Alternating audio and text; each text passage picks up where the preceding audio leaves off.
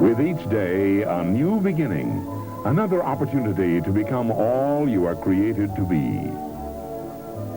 There is a way. And now our host, the Reverend Dale Batesole, invites you to join him in making this the best day of your life. Hello, friends. Where is God? Is God out there someplace? What is our distance from God? Well, our guest says that depends on us. And what does he mean by that?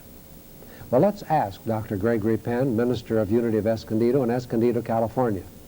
Dr. Penn is the author of 2 books, Reincarnation, The Same Old Brand New You, and Freedom, The Essence of Life. Greg, welcome back. Thank you for allowing me to be with you, Dale. It's good to be back. We have a pleasant surprise to share with our viewers. Yeah. You're on TV on your own program. Yeah, I have a program in San Diego on XCTV Channel 6 on, at 8:30 on Sunday mornings. It's called Aspire. It's my child. Yeah. I gave birth, I guess, huh? Wow, and isn't it exciting? It's a lot of hard work, as you know. I think I appreciate your position a lot more, and I don't think our viewers understand how hard you work, but I can tell you, ladies and gentlemen, from someone who has a program once a week, that it's a lot of work, and to have one every day is even more. It is, but it's fun and it's rewarding. You do it as a gift of love, and You certainly do. And I think it rewards all of us very much. It does, and your program will too, Greg, and I we hope wish so. you the best, and congratulations. Thank you. Yes. Thank you. Okay, let's get back to our question that I opened with, Greg. Why is it so difficult for us to know God? Well, there's a distance between ourselves and God, and the distance basically is ourselves, our ego, our concept of God, our fear of God. We are taught to be religious is to be God-fearing. And isn't that interesting? How can I be closer to God if I'm afraid of God? And I think a lot of times we have this erroneous idea that God is out there somewhere looking over us, punishing us, rewarding us, doing mysterious things to us that we cannot understand. And that is the distance between myself and God, is my understanding of God and my concept of God. And that's one of the things that definitely has to be changed. There is no way I'll know God through being afraid of God. I mean, that's just one very important point. But my whole concept of God shapes my life. Even an atheist has a concept of God. Everybody has a concept of God. The atheist who says there is no God has a concept of God. And in some ways, Dale, in my opinion, is a lot closer to God than those who say they are God-fearing or religious. Religion has done more for turning us away from God or keeping us from God than one might think, because through religion we have concepts and ideas and religious beliefs that don't necessarily have anything to do with God as a presence. And our relationship to Him. None whatsoever. If you look at the basic context of Christian thought about God, there is no relationship with God. There's only a relationship with Jesus, they say, but there's no real relationship between me and my God. That's almost like something over here. And yet Jesus never talked like that. The Master said to us, I and the Father are one, and the kingdom of heaven comes not with observation, lo here, lo there. It's, behold, it lives within. And we have forgotten that whole concept, and it has alienated us. Any time I sit in wonder of God, I separate myself from God. Okay? Anytime I sit in contemplation about God, I separate myself from God. And this is a real corker. Anytime I pray, I separate myself from God. The whole idea of prayer, as we look at it from a traditional point of view, is that God is away from me.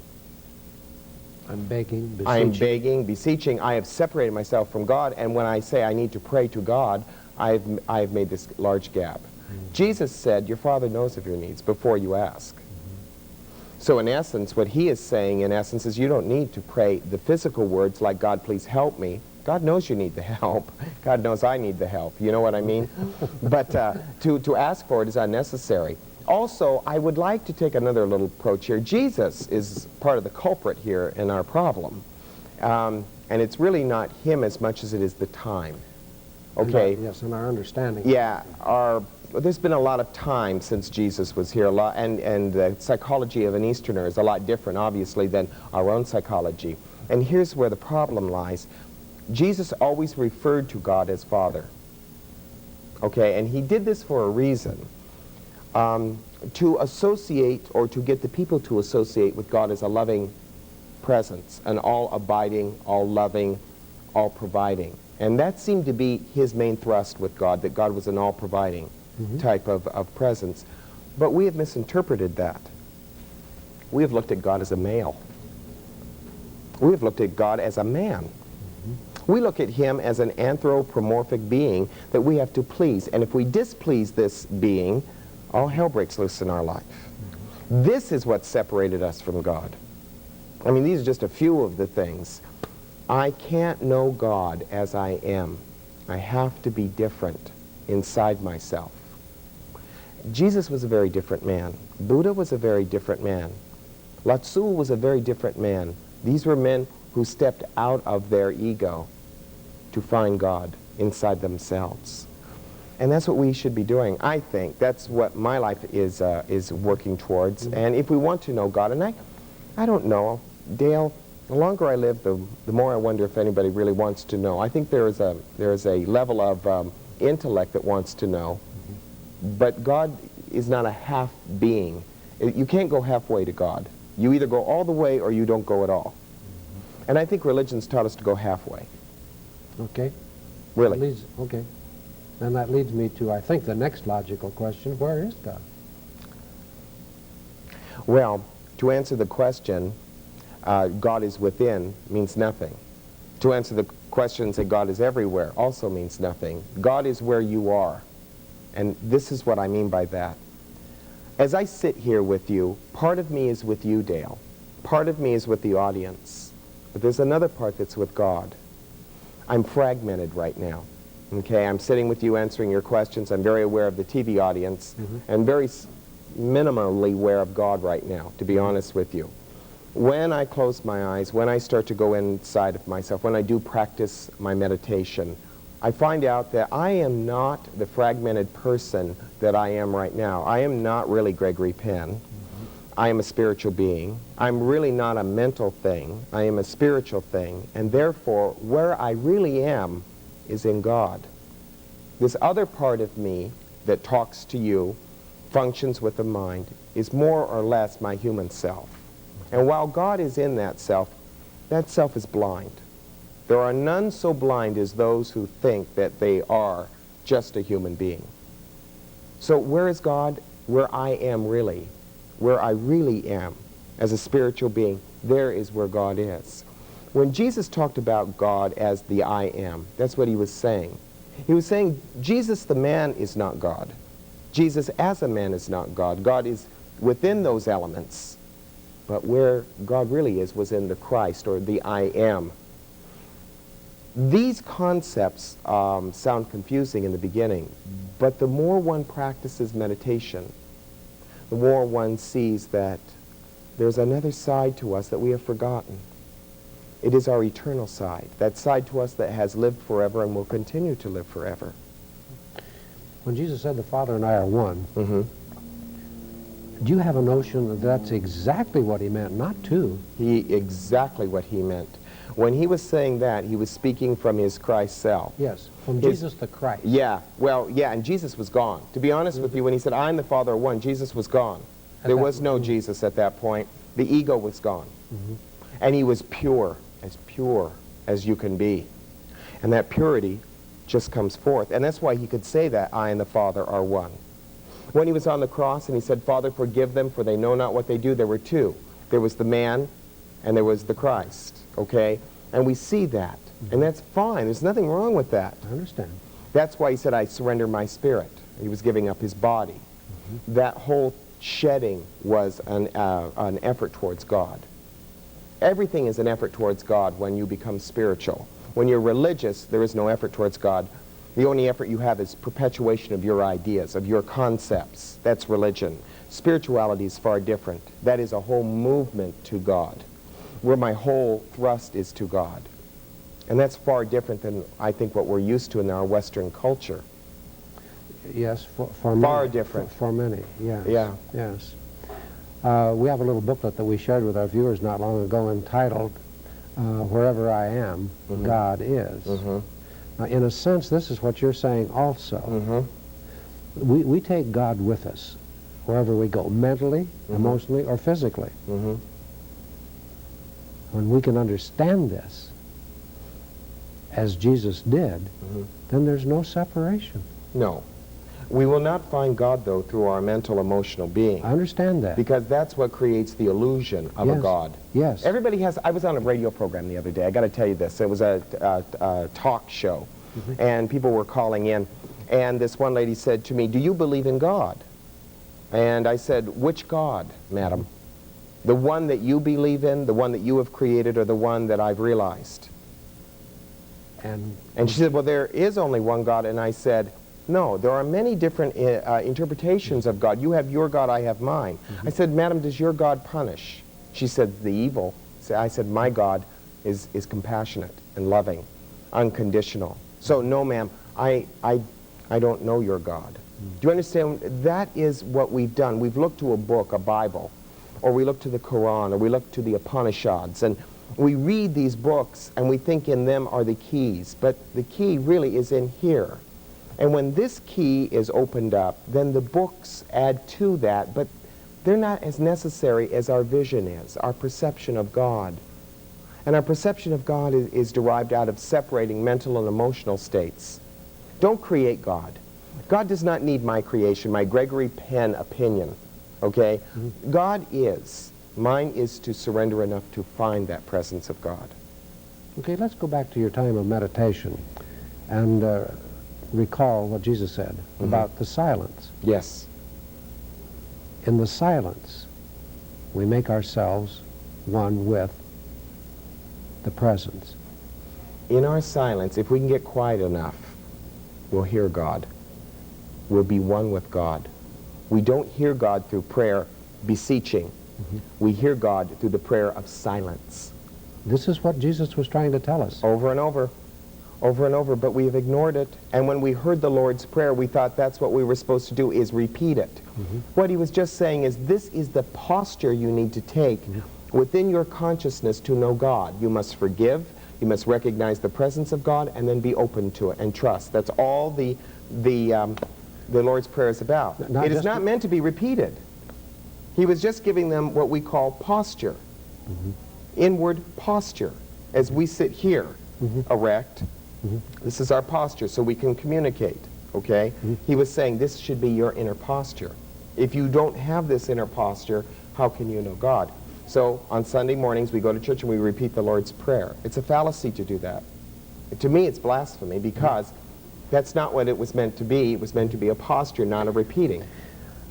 Yes, I hear what you're saying, but nevertheless, there are some people who need this. I understand that. Yes, Greg, and we're not deprecating that situation or condition. Okay, we need to pause here for a moment, and then we're coming right back. Okay. Okay. Okay, Greg, let's get back into this. A little more controversy. Well, let's say things to think about. Yeah. Okay. And yes, in no way do we mean to put anyone down. No. In no way do we mean to put any church down. No. And any form of worship.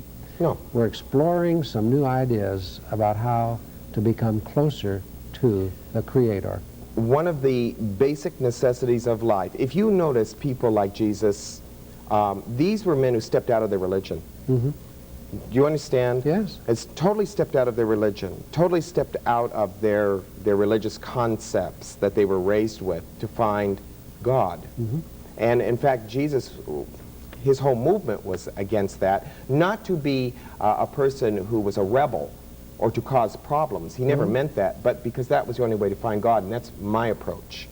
I think there are people who are ready for that approach, who have always wondered, why do we do this and why do we do that? I got a why question for you. Okay. Why does it seem that we're separated from God, that He's away from us? Well, one of the reasons for the separation is because of our basic belief that God is better than we are. It's a mental concept, okay? And we don't realize that God is not a being looking over us. Again, here's where, in my opinion, religion has hurt us very badly, because it is said to us, God looks over you. God judges you. There will be a judgment day. And this has forced us to feel a separation, almost a fear of God.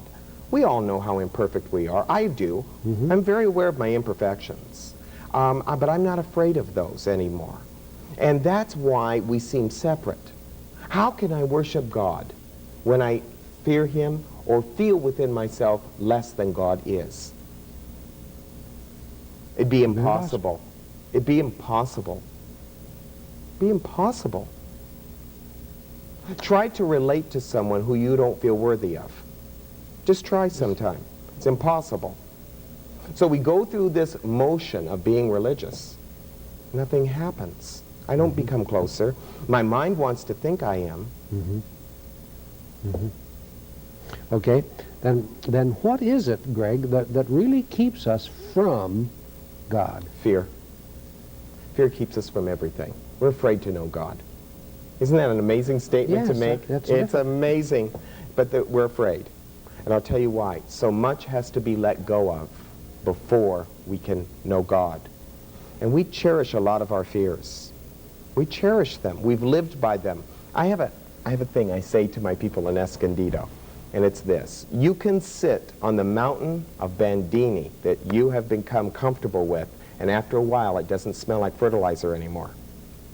And that's what has happened to us. We have accepted some uncomfortable beliefs sometimes when we were little. We've been conditioned by our mind, and we've accepted fear. We are motivated by fear. We buy out of fear, we breathe out of fear, we give out of fear, and when we give out of love, that's when it can come back to us. When we breathe from love, that's when we breathe the breath of life. But the way we are right now, we are conditioned by fear. Totally.